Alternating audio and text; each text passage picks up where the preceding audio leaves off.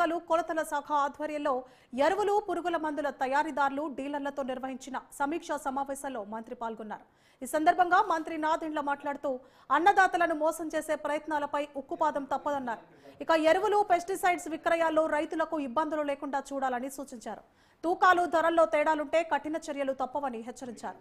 చివరగా తూనికలు కొలతల శాఖలో కొత్తగా తీసుకొచ్చిన చట్టాలు నిబంధనలపై మంత్రి నాదెండ్ల పవర్ పాయింట్ ప్రెజెంటేషన్ ఇచ్చారు.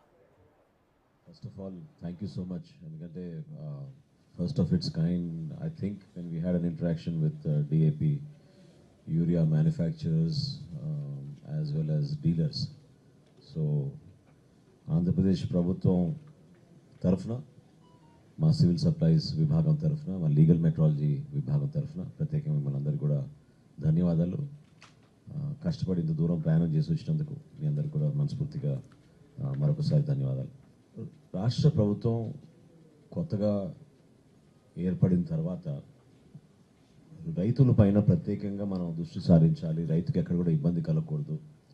చేసే ప్రతి కార్యక్రమంలో కూడా రైతును దృష్టిలో పెట్టుకుని అండగా నిలబడాలి, ఒక భరోసా ఇవ్వాలనే ఆలోచనతో గౌరవ ముఖ్యమంత్రి గారు చంద్రబాబు నాయుడు గారు, అదేవిధంగా ఉప ముఖ్యమంత్రి గారు పవన్ కళ్యాణ్ గారు కూడా అనేక సందర్భాల్లో మేము పబ్లిక్లో కానివ్వండి లేదా మా అంతర్గత చర్చల్లో కానివ్వండి నిరంతరం రైతాంగం కోసం మేము ఈ ప్రభుత్వం అంకిత భావంతో పనిచేయాలనే ఆలోచనతో ముందుకెళ్తా ఉన్నాం. అందులో భాగంగా ఈరోజు పౌర సరఫరాల శాఖ ముఖ్య కార్యక్రమం ధాన్యం సేకరణ. సో రైతుకి గిట్టుబాటు ధర అందించాలి.